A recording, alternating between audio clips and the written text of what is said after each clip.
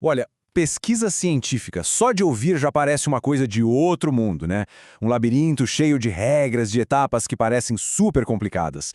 Mas e se existisse um mapa para esse labirinto? A ideia aqui é justamente essa: pegar esse processo e transformar ele num caminho bem claro, passo a passo, para que a gente consiga entender a lógica por trás de tudo.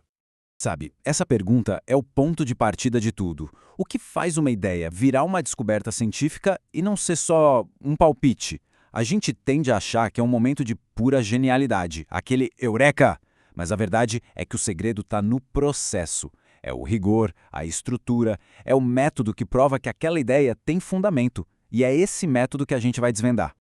Então, o nosso roteiro, o nosso mapa, vai ser bem direto. Primeiro, a gente firma a base, o que exatamente faz algo ser científico. Depois, olhamos o projeto, ou seja, como escolher o caminho da pesquisa. Aí, partimos para a construção, transformando a ideia em uma hipótese. E, por fim, a gente vê a apresentação, que é como mostrar para o mundo o que foi descoberto. Vamos nessa? Ok, então vamos começar pelo começo, pela fundação. Pensa numa casa. Não dá para construir o telhado sem ter uma base sólida, certo? No mundo da pesquisa é a mesmíssima coisa. Essa base é entender o que, afinal de contas, faz um conhecimento ser chamado de científico. A gente vive cercado pelo conhecimento popular, o famoso senso comum. É aquilo que aprendemos com a experiência, é o achismo.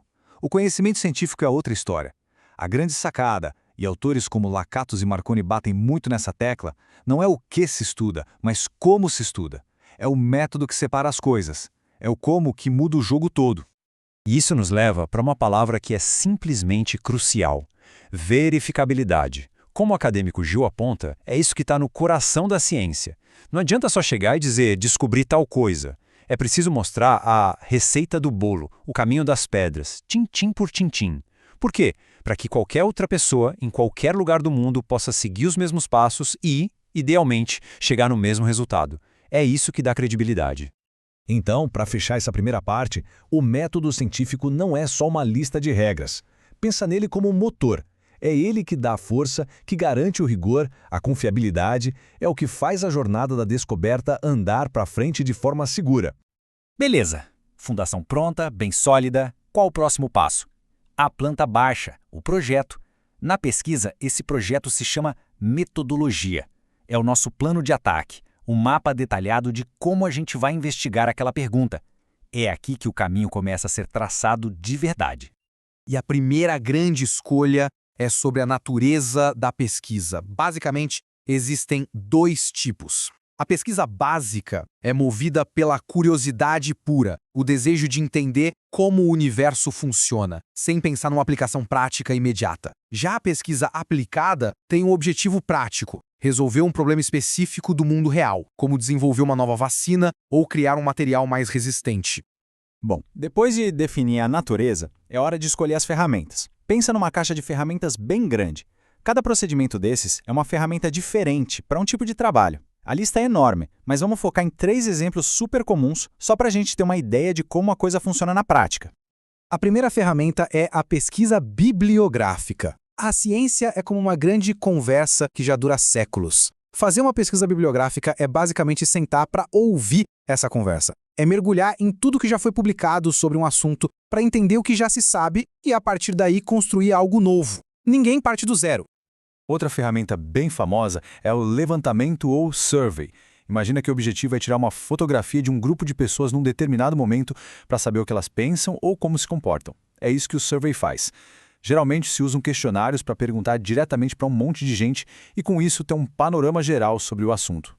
E aí temos o estudo de caso, que é quase o oposto.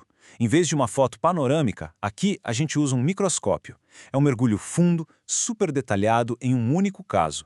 Pode ser uma pessoa, uma empresa, uma comunidade. O objetivo não é generalizar, mas entender a fundo aquele fenômeno específico, principalmente para responder perguntas de como e por que as coisas acontecem daquele jeito.